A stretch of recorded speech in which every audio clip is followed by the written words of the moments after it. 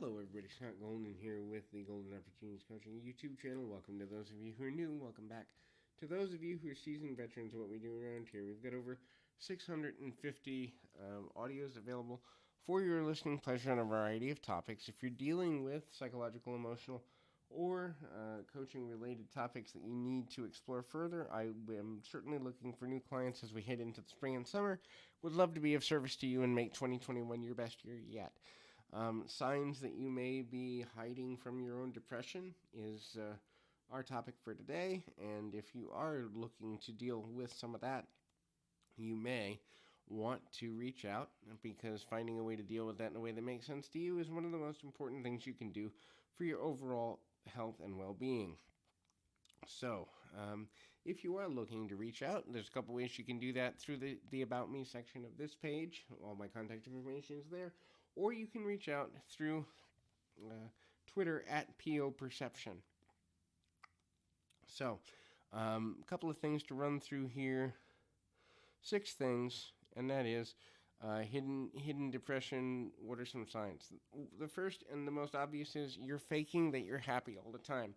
Lots of people who deal with hidden depression don't have the emotional coping mechanisms nor the support network to actually deal with the fact that they're depressed. And so this means they will either deflect or in some way avoid any difficult conversations with individuals that matter to them, or even strangers, about sensitive topics. If you notice the person around you is always talking about things that are coming up that are good and never admitting to having any struggles, it may very well be they're dealing with hidden depression or suppressed depression. This is a sign that the deflection happens because either they're afraid to be honest with their emotions. The fear usually is because once they open, they don't know how to close off negative emotions, and or they're more concerned with public perception of how people see them than they are actually having help with the things that they need to do or deal with on an emotional and mental level. The next is the obsession with the illusion of perfectionism. So, perfect is an illusion in the sense that perfect for you and perfect for me and perfect for Uncle George and perfect for Aunt Jen are all different things. Therefore, having the perfect life or perfect family or perfect relationship really doesn't exist.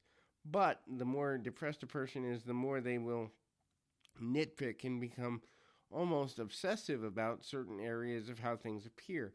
Because when things are falling apart, appearances matter more, because once one block falls off, kind of like in the game Jenga, the whole tower can fall. So if something as simple as, a place setting being out of alignment or running 5 minutes late becomes a major issue for a person and they become emotional over these smaller issues, they may be dealing with a level of hidden depression.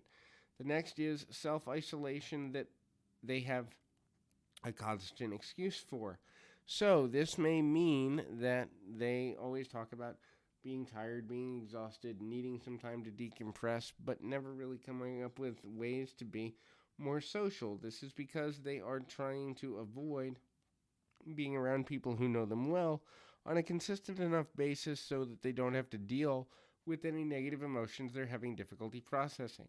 This will increase over time, and so a person who was once generally very outgoing, or at least moderately so, will become more and more withdrawn to the point where they almost become, in worst case scenario, agoraphobic, or only becoming socially inactive or active when forced into the position. The next is the art that they listen to, if it's musical or in terms of entertainment, or visual art that's kind of a darker or more macabre side. This is because the pain that is within the person's being when dealing with hidden depression is most identified through the expressions of others, but it's not going to be light and happy because that's not how their feeling is. So if a person is constantly sending, for example, song lyrics or depictions of visual art that are on the more sadder or macabre side, it may be a sign that they're dealing with the concept of hidden depression. The next is excessive self soothing or inability to self soothe.